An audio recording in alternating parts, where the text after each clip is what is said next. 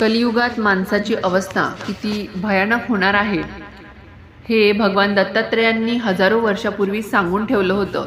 आज आपण आपल्या डोळ्यांनी जे घडताना बघतोय तेच भविष्य दत्तात्रेयांनी वर्तवलेलं होतं आणि यातून वाचण्याचा मार्ग काय हेच आज आपण पाहणार आहोत। त्यासाठी व्हिडिओ शेवटपर्यंत नक्की बघा आणि कमेंटमध्ये श्री स्वामी समर्थ आणि श्री गुरुदेव दत्त लिहायला विसरू नका। आज आपण ज्या ग्रंथाचा आधार घेणार आहोत तो सामान्य ग्रंथ नाही, ते आहे साक्षात श्री गुरुचरित्र हा ग्रंथ।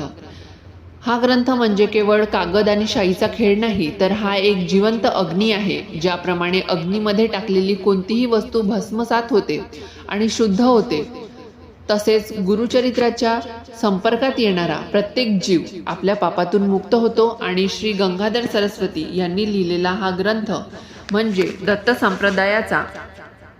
संप्रदायाचा पाचवा वेद आपण याला मानला जातो। तर असे म्हणतात की ज्या घरात गुरुचरित्र आहे आणि जिथे नित्यनियमाने त्याचे वाचन होते तिथे अतृप्त आत्मे, भूतप्रेत किंवा कोणतीही नकारात्मक शक्ती प्रवेश करू शकत नाही। ही केवळ कथा नाही, तर हा सिद्ध संकल्पाचा महासागर आहे। आज याच महासागरातून आपण कलियुगाच्या भविष्याचे मोती वेचणार आहोत। जेव्हा द्वापार युग संपून कलियुगाची चाहूल लागली तेव्हा भगवान दत्तात्रेय चिंतित झाले। त्यांना माहीत होते की येणारे युग अंधकाराचे युग असणार आहे। कलियुगाच्या सुरुवातीलाच अधर्माचे सावट पसरू लागले होते। मातेचा अपमान होऊ लागला होता। माणसे सत्याचा मार्ग सोडून असत्याच्या मागे धावू लागली होती। वेदांचा अर्थ अनर्थ करून सांगितला जात होता। यज्ञयागाच्या नावाखाली हिंसा वाढली होती। हे पाहून धर्माचे रक्षण करण्यासाठी दत्तात्रेयांनी कलियुगात आपला पहिला अवतार घेतला, श्रीपाद श्रीवल्लभ आणि त्यानंतर श्री नरसिंह सरस्वती। श्रीपाद श्रीवल्लभ हे पिठापूरला जन्मले, तर श्री नरसिंह सरस्वती यांचा जन्म कारंजा येथे झाला। या दोन्ही अवतारांचे कार्य आणि उद्दिष्ट एकच होते, कलियुगातील भरकटलेल्या जीवाला मार्ग दाखवणे। श्री गुरुचरित्रातील अनेक ठिकाणी असा उल्लेख येतो की जेव्हा शिष्यांनी नरसिंह सरस्वतींना विचारले, गुरुदेव हे युग इतके कठीण का आहे, तर लोक धर्माचे पालन का करत नाहीत, तेव्हा नरसिंह सरस्वतीने उत्तर दिले। ते ऐकून शिष्यांच्या अंगावर काटा आला। ते म्हणाले, हे कलियुग आहे। या युगात धर्म एका पायावर उभा असेल आणि सत्य लपले जाईल आणि असत्य राज्य करेल। माणसाची बुद्धी भ्रष्ट होईल आणि त्याला पापातच पुण्य वाटू लागेल। पण मी तुम्हाला आधीच सावध करतोय, कारण मला माझ्या भक्तांची काळजी आहे। दत्तात्रेयांनी आणि त्यांच्या अवतारांची कलियुगाची भयानक लक्षणे सांगितली होती। ती केवळ भविष्यवाणी नव्हती, तर तो एक आरसा होता। त्यांनी स्पष्ट सांगितले होते की एक वेळ अशी येईल जेव्हा गुरु शिष्य परंपरा फक्त व्यापाराचे साधन बनेल। राजा प्रजेचे रक्षण करण्याऐवजी भक्षण करेल आणि आणखी सर्वात भयंकर म्हणजे माणसे माणसांचे शत्रू होतील। पण दत्तात्रेयांचा जन्म तर झाला, त्यांचे अवतार कार्यही करून गेले। मग प्रश्न उडतो की त्यांनी नेमक्या अशा कोणत्या 12 भयानक गोष्टी होणार ज्या भविष्यवाणीत सांगितल्या होत्या, ज्या आज 2026 मध्ये आपल्या डोळ्यासमोर तंतोतंत खऱ्या ठरत आहेत। आणि त्याहून महत्त्वाचं म्हणजे या विनाशाच्या गर्दीतून वाचण्यासाठी त्यांनी कोणता गुप्त मार्ग सांगितला आहे हे समजून घेणे तुमच्या आणि माझ्या भविष्यासाठी अत्यंत गरजेचे आहे। कारण येणारा काळ हा परीक्षेचा काळ असणार आहे। दत्तात्रेयांनी सांगितलेली ती 12 लक्षणे आणि त्यावरचा तो उपाय काय आहे ते आपण आजच्या व्हिडिओमध्ये पाहणार आहोत। जे पहिले लक्षण सांगितले होते, धर्माचे बाजारीकरण। गुरुदेव म्हणाले, हे शिष्य, कलियुगाचे पहिले आणि सर्वात घातक लक्षण म्हणजे धर्माची जागा पाखंड घेईल। जे लोक कपाळावर मोठे टिळे लावतील, गळ्यात माळा घालतील आणि संतांचा वेश धारण करतील, तेच लोक आतून सर्वात जास्त दृष्ट असतील। मंदिरे ही शांतीची स्थाने राहणार नाही, तर ती व्यापाराची केंद्रे बनतील। देवाला विकले जाईल, देवाच्या दर्शनासाठी पैसे मोजावे लागतील। जो श्रीमंत असेल त्याला देवात आणि मंदिरात पहिला मान मिळेल आणि जो खरा सात्विक भक्त असेल पण गरीब असेल त्याला धक्के मारून बाहेर काढले जाईल। ज्ञान हे मोक्षासाठी न वापरता ते ज्ञान हे मोक्षासाठी न वापरता पोटा पाण्यासाठी वापरले जाईल. कथा सांगणारे, कीर्तन करणारे लोक आपली कला विकून पैसे कमवतील. वेदांचे ज्ञान असणारे ब्राह्मण आपली नित्य कर्मे सोडून यांच्या घरी केवळ अन्नाच्या आणि दक्षिणेच्या आशेने धावतील. जेव्हा रक्षण करणाराच भक्षण करू लागेल तेव्हा समजून जा की कलियुग शिखराला पोहोचलेला आहे. दुसरे लक्षण त्यांनी असे सांगितले ते म्हणजे नात्यांचा रस कमी होऊन रक्ताच्या नात्यात फूट पाडली जाईल. आई वडील हे मुलांसाठी ओझे वाटू लागतील. ज्या आईने 9 महिने पोटात वाढवले तिलाच म्हातारपणी घरातून बाहेर काढले जाईल किंवा वृद्धाश्रमात पाठवले जाईल. भावाभावांमध्ये जमिनीच्या तुकड्यांसाठी आणि पैशांसाठी तलवारी निघतील. मित्र तोच असेल ज्याच्याकडे पैसा आहे. स्वार्थ संपला की मैत्री संपेल. पती पत्नीच्या पवित्र नात्यात विश्वासाची जागा संशय घेईल. विवाह हे संस्कार नसून केवळ एक तडजोड किंवा करार ठरेल. थोड्याशा भांडणावरून घरे तुटतील. ही तर लक्षणं आज आपण उघड्या डोळ्यांनी बघतच आहे. ते म्हणजे अजून काही म्हणजे अन्नाची अशुद्धता. गुरुचरित्रात हे आधीच स्पष्ट म्हटलं आहे की अन्न हेच मन आहे. जसे अन्न पोटात जाईल तसेच विचार मनात येतील. कलियुगात लोक शुद्ध अशुद्ध अन्न भक्षण करतील. चांगले विचार सोडतील. हिंसा करून मिळवलेली, दुसऱ्याला दुखावून मिळालेले, तामसी वृत्तीने शिजवलेले अन्न लोक चवीने खातील. त्यामुळे लोकांची मन अस्वस्थ राहील. कितीही सुखसोयी आल्या तरी मानसिक शांती मिळणार नाही. चिंता आणि अकाली मृत्यू हे घरोघरी दिसतील.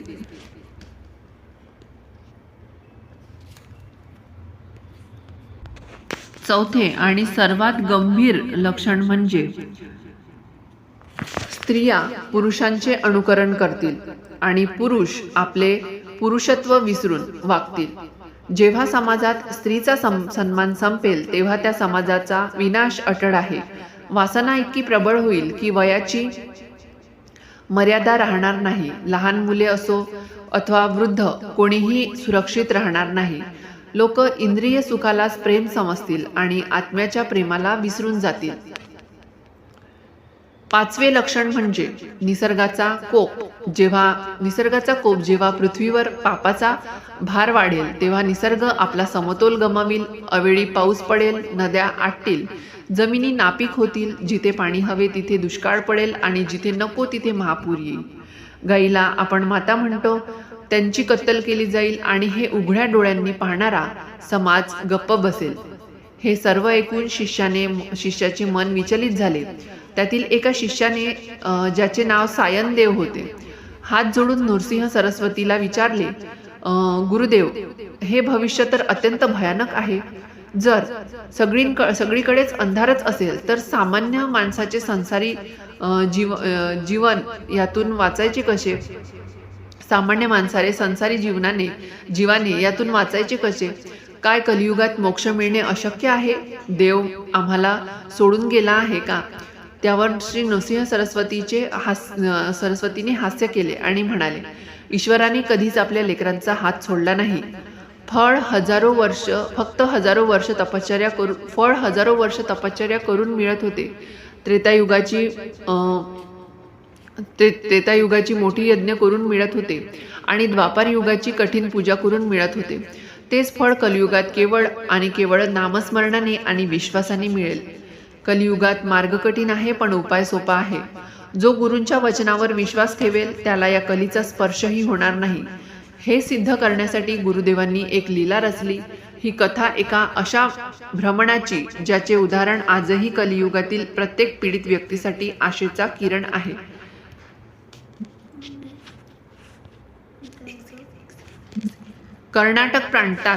कर्नाटक प्रांतामध्ये एक ब्राह्मण राहत होता.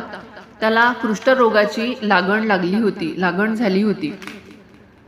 हा रोग पूर्वजन्मीच्या कर्मामुळे किंवा या जन्मातील पापामुळे होतो असे मानले जात असे. त्याचे शरीर हळूहळू लागले होते. हाताच्या बोटातून पस वाहत होता. अंगाला दुर्गंधी येत होती आणि त्वचेवर काळे डाग पडले होते. ज्या समाजात तो मानाने वावरत होता त्याच समाजाने त्याला बहिष्कृत केले. त्याचे मित्र त्याला पाहून रस्ता बदलत होते. दुर्दैवी गोष्ट म्हणजे त्याच्या स्वतःच्या पत्नीने आणि मुलांनी देखील त्याचा तिरस्कार सुरू केला. ज्या घरात तो मालक होता तिथे आता त्याला कुत्र्यापेक्षाही वाईट वागणूक मिळत होती. वेदनांनी तडवणारा तो ब्राह्मण अनेक वैद्याकडे गेला आणि अनेक औषधे घेतली, पण रोग बरा होणे होतच नव्हता. ते वाढतच गेला. त्यांनी अनेक देवांना नवस केले, अनेक तीर्थयात्रा केल्या. शेवटी हताश होऊन तो नदीकाठी गेला. विचार करू लागला की असे सडलेले आयुष्य जगण्यापेक्षा मेलेले बरे, असे म्हणून तो नदीच्या काठावर गेला. तिथे त्याला एक साधू भेटला. त्या साधूने त्याला विचारले, अरे ब्राह्मणा, देह हा देवाने दिलेली देणगी आहे. ब्राह्मणाने रडत रडत आपली कहाणी सांगितली. तेव्हा त्या साधूने त्याला एक मार्ग दाखवला. तो म्हणाला, या जगातील औषध तिथेच भगवान दत्तात्रय नरसिंह सरस्वतीच्या रूपात वावरत आहे. त्यांच्या चरणांची धूळच हे तुझे औषध आहे. बुडत्याला काडीचा आधार वाटावा तसा तो ब्राह्मण पण मनात एकच आशा घेऊन तिथे गेला आणि तिथे गेल्यावर काहीतरी चमत्कार होईल. दिवस रात्र चालत, लोकांचे टोमणे सहन करत, भूक तहान विसरून तो कसाबसा भीमा अमरजा नदी संगमावर पोहोचला. की गुरुदेव संगमावर होते. त्यांना पाहताच त्याचे डोळे टिपले. त्याच्या आजूबाजूला सुगंध होता. दुर्गंधी येणारा तो मनुष्य आता सुगंधी झाला होता. पुढे होऊन साष्टांग त्याने दंडवत घातला. हे गुरुदेव, मी अपराधी आहे, पापी आहे, जगाने मला नाकारले आहे. आता तुम्हीही मला नाकारले तर मी कुठे जाऊ? माझ्या नरक यातनेतून माझी सुटका करा. त्या क्षणी संगमावरची हवा थांबली होती. नदीचा खळखळ आवाजही जणू मंद झाला होता. सर्वांचे लक्ष त्या रडणाऱ्या रोगी ब्राह्मणाकडे आणि शांत बसलेल्या गुरुदेवांकडे होते. श्री नृसिंह सरस्वतीने त्याला उठायला सांगितले नाही. त्यांनी त्याला स्पर्श केला नाही. त्यांनी फक्त आपले दोन्ही डोळे उघडले आणि त्या ब्राह्मणाकडे एकटक पाहिले. ती दृष्टी साधी नव्हती, ती कृपादृष्टी होती. ज्याप्रमाणे सूर्यकिरणे पडताच बर्फ वितळतो, तसे दृष्टीच्या स्पर्शाने ब्राह्मणाचे कर्म नष्ट होऊ लागले.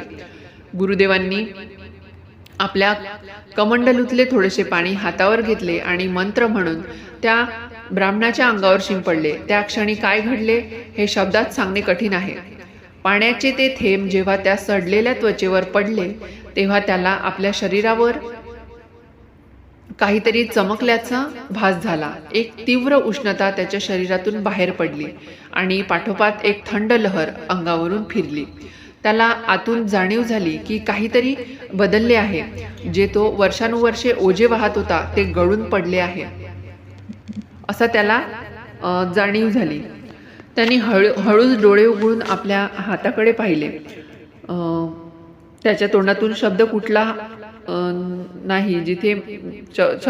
नाही. जिथे मगाशी जखमा होत्या तिथे कोमल त्वचा होती आणि जिथे त्वचा काळी पडली होती तिथे आता सोन्यासारखी चमकणारी तेजस्वी त्वचा होती. त्याची बोटे सरळ झाली होती. दुर्गंधी जाऊन तिथे चंदनाचा सुवास येत होता. तो चमत्कार होता.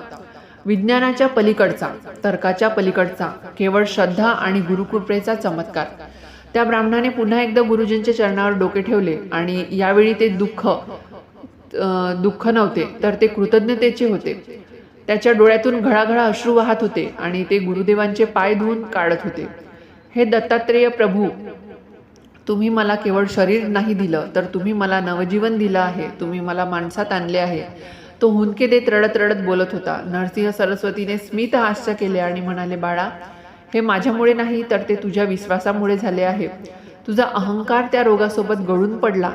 जेव्हा जीव पूर्णपणे शरण येतो तेव्हा ईश्वराचे दार उघडते. ती बातमी वाऱ्यासारखी पसरली. जो ब्राह्मण कालपर्यंत समाजासाठी अस्पृश्य होता तो आता तेजस्वी कांती असलेला तरुण झाला होता. लोक धावत येऊन त्याचे दर्शन घेऊ लागले.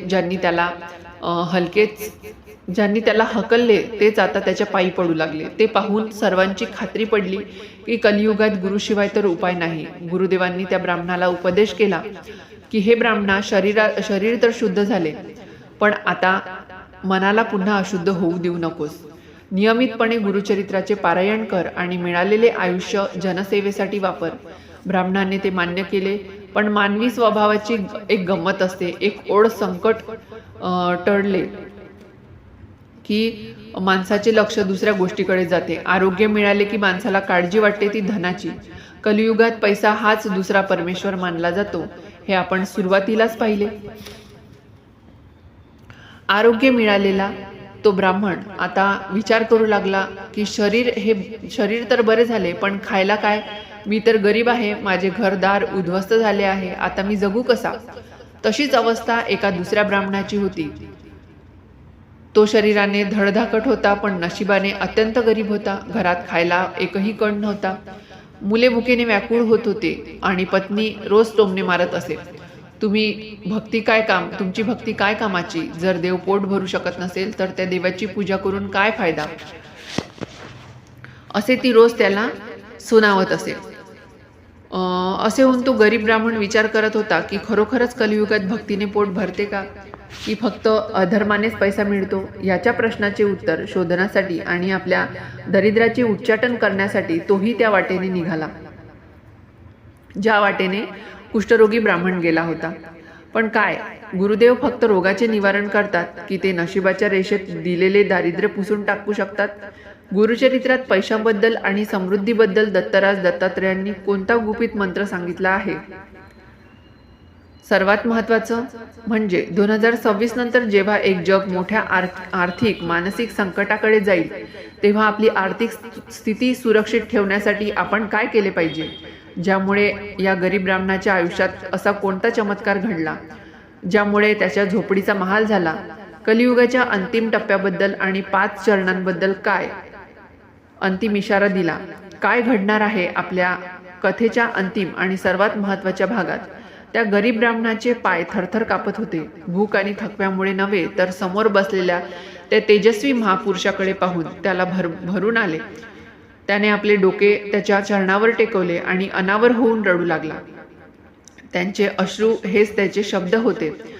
मला सांगा गुरुदेव, का लक्ष्मी फक्त पाप करणाऱ्यांच्या घरी पाणी भरते? त्याचा हा प्रश्न त्याच्या एकट्याचा नव्हता, तर आजच्या कलियुगातील प्रत्येक मध्यमवर्गीय आणि गरीब माणसाचा हाच प्रश्न आहे. यावर श्री नृसिंह सरस्वती हसले नाहीत किंवा रागावले देखील नाहीत. त्यांनी अत्यंत शांत स्वरात त्याला कर्माचा सिद्धांत सांगितला. ते म्हणाले, हे ब्राह्मणा, दारिद्र्य हे देवाचा शाप नसून ते तुझ्याच मागील जन्माच्या कर्माचे फळ आहे. तू मागील जन्मात कधीही दानधर्म केला नाहीस, कोणाला अन्नाचा कण दिला नाहीस, म्हणून या जन्मात तुला अन्नासाठी वणवण करावी लागत आहे. लक्ष्मी तिथेच वास करते जिथे त्याग आहे, तिथे समाधान आहे. पण तू चिंता करू नकोस, तू आता दत्तात्रेयांच्या दरबारात आला आहेस. गुरुदेवांनी याला एक अत्यंत साधा हा मंत्र दिला. लक्ष्मीला धनाची देवी म्हणतात. मी तुला एक मंत्र देतो. हा मंत्र साक्षात लक्ष्मीला खेचून आणणारा आहे. जप कर, पण अट एकच आहे. हा जप करताना मनात लोभ नसावा, तर विश्वास असावा की माझा गुरु माझा सांभाळ करण्यास समर्थ आहे. हा विश्वास तुमच्या मनात असायला हवा. सुरुवातीला काही दिवस काहीच घडले नाही. एके दिवशी तो आपल्या घरच्या पडक्या भिंतीजवळ जप करत होता. अचानक 2 साप सरपटत गेले आणि एका बिळात जाऊन बसले. म्हणून ते बीळ ब्राह्मणाने थोडे खोल खणताच त्याला एक धातूचे भांडे लागले. त्याने माती बाजूला सारली आणि पाहिले तर सोन्याच्या मोहरांनी भरलेला एक हंडा होता. हे धन चोरीचे नव्हते. हे धन कोणाला फसवून मिळालेले नव्हते. हे त्याच्या पूर्वजांचे धन होते. ते आज गुरुकृपेने त्याला परत मिळाले होते. श्री गुरुदेव दत्त या मंत्राच्या स्पंदनांनी त्याची कुकर्म हळूहळू नष्ट केली आणि धनाचा मार्ग मोकळा केला होता. त्या घरात खायला एकही दाणा नव्हता, पण गुरुकृपेने त्याला धनाची देखील प्राप्ती झाली. गरिबांना अन्नदान केले. गुरु म्हणतात, अनिष्ट मार्गांनी मिळवलेला पैसा हा अनिष्ट गोष्टींमध्येच विनाकारण खर्च होतो. म्हणजे तुमच्याकडे पैसा तर येईल, परंतु तो पैसा उद्या तुम्हाला कोर्ट कचेरी, दवाखाना आणि अशांतीच्या मार्गाने निघून जाईल. म्हणून आपल्याला मिळालेल्या काही धनातून थोडेसे अन्नदान जरूर करावे. अन्नदान हे सर्वश्रेष्ठ दान मानले जाते. तर तुम्ही तुमच्या कमाईचा हिस्सा थोडासा दानासाठी जरूर ठेवा. आपल्याला मिळालेल्या धनातून काही भाग दानासाठी जरूर ठेवावा. त्यातून अन्नदान जरूर करावे. अन्नदान हे सर्वश्रेष्ठ दान आहे. त्या ब्राह्मणाने यावेळी चूक केली नाही. त्या धनाचा वापर गरिबांना अन्नदान करण्यासाठी आणि दान करण्यासाठी केला. त्यावेळी गुरूंनी मोठा संदेश त्याला दिला. पैसा मिळवणे कठीण नाही, परंतु मिळालेला पैसा योग्य ठिकाणी वापरावा. पैसा जर गुरुकृपेने मिळाला तरच तो सुख देतो, परंतु जर वाममार्गाने मिळालेला पैसा आज सुख देतो, पण उद्या मात्र तुम्हाला दुःख आणि कष्ट देतो. आता प्रश्न उरतो की शरीराचा रोग गेला, गरिबी गेली, पण पुढे काय? आपण 2026च्या उंबरठ्यावर उभा आहोत आणि आज जग वेगाने बदलत आहे. भगवान दत्तात्रय आणि भविष्याबद्दल म्हणजे आजच्या काळाबद्दल काय लिहून ठेवले आहे भगवान दत्तात्रयांनी? गुरुचरित्रात आणि दत्तपुराणात कलियुगाचे भविष्य सांगताना त्याचे 4 चरण म्हणजे टप्पे सांगितलेले आहेत. हे समजून घेणे आजच्या माणसासाठी खूप महत्त्वाचे आहे. पहिला चरण म्हणजे सुरुवातीचे 5000 वर्ष. तो आता संपत आला आहे. यात अधर्म वाढेल, पण अजूनही भक्ती जिवंत असेल. मंदिरातील कथा कीर्तन होतील, पण पाप असेल, पण पुण्यालाही मान असेल. पण आपण सध्या याच टप्प्याच्या शेवटी आहोत. दुसरं चरण म्हणजे पुढील 10,000 वर्ष. हा काळ अत्यंत कठीण असेल. या काळात मनुष्याचे मन राक्षसी असतील. तंत्रज्ञानाची प्रगती होईल, त्यात लोक एकमेकांशी बोलणार नाहीत. मोबाईल आणि सोशल मीडियामुळे आज हेच घडत आहे. माणसे एकटेपणाने, डिप्रेशन आणि मानसिक तणावाने मरतील. जमिनीसाठी नाही तर पाण्यासाठी वाद होतील. तिसरं आणि चौथं चरण जेव्हा घर मोठं कलियुगात येईल. तिसरं आणि चौथं चरण म्हणजे घोर मोठं कलियुगात येईल, तेव्हा वेद लुप्त होतील. गुरु हा शब्द फक्त शिवी म्हणून वापरला जाईल. आई वडील आणि गुरु यांचा सन्मान कोणीही करणार नाही. स्त्रिया आणि पुरुष दोघेही अनैतिक संबंधांना जीवन मानतील. आणि जेव्हा हे पृथ्वीची ही वेळ येईल 2026 नंतर आणि 2030 नंतरचे भविष्य, दत्त संप्रदायातील अनेक सिद्ध पुरुषांच्या आणि भविष्याच्या अर्थानुसार 2030 नंतरचा काळ हा मानसिक युद्धाचा काळ असणार आहे. असे शस्त्रांनी होणाऱ्या युद्धापेक्षा विचारांचे प्रदूषण जास्त घातक असेल. माणूस स्वतःच्याच मनाचा गुलाम होईल. भीती, असुरक्षितता आणि भविष्याची चिंता यामुळे तरुण पिढी उद्ध्वस्त होईल. आत्महत्यांचे प्रमाण वाढेल. औषधे शरीराला बरे करते, पण मनाला शांत करू शकणार नाही. इतके घातक जीवन असू शकते. म्हणून मंडळी, आत्ताच जागे व्हा आणि नामस्मरणाचे वेळ स्वतःला लावून घ्या. स्वामी महाराज तुमच्या आयुष्याचे सोने करतील. जर तुम्ही हा व्हिडिओ पाहिला, तुम्हाला हा व्हिडिओ कसा वाटला कमेंटमध्ये नक्की सांगा. व्हिडिओ आवडला असेल तर व्हिडिओला एक लाईक करायला विसरू नका. व्हिडिओ शेवटपर्यंत पाहिल्याबद्दल धन्यवाद. श्री स्वामी समर्थ. जय जय स्वामी समर्थ.